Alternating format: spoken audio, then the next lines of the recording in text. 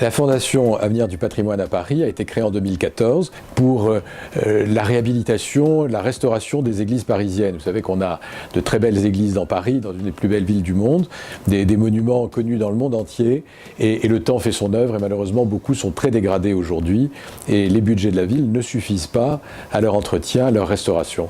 Et donc nous nous mobilisons pour apporter des ressources complémentaires en levant des dons dans le cadre de la Fondation Notre-Dame, puisque nous avons été créés sous l'égide de la Fondation Notre-Dame.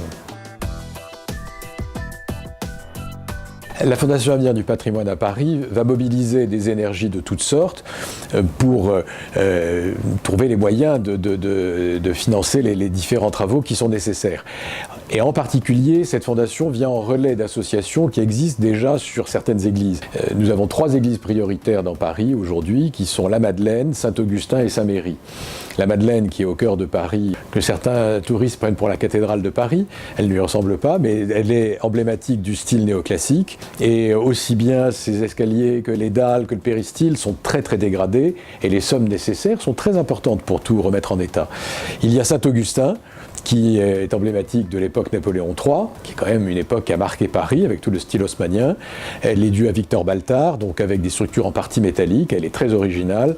Et là, il y a des problèmes d'infiltration très importants et certaines pierres se sont cassées, il y a eu des chutes de pierres importantes. La troisième, qui est dans ces églises prioritaires, c'est Saint-Méry, dans le quartier de Beaubourg, un quartier artistique. C'est une église, elle, de gothique flamboyant, beaucoup plus ancienne, et qui, elle aussi, est victime d'infiltration. Et donc, il y a des travaux très importants à mener rapidement pour éviter que ces infiltrations dégradent trop l'intérieur de l'église. Alors, pour faire face à tous ces besoins, bien évidemment, on compte sur les dons. C'est l'objet de la Fondation. Il n'y a pas de petits dons, il n'y a pas non plus de trop gros dons, puisque les besoins sont énormes. Pour ces 3 églises et pour toutes les autres dont nous nous occuperons ensuite, les personnes assujetties à l'ISF, évidemment, bénéficient de la déduction fiscale dans le cadre de la Fondation Notre-Dame.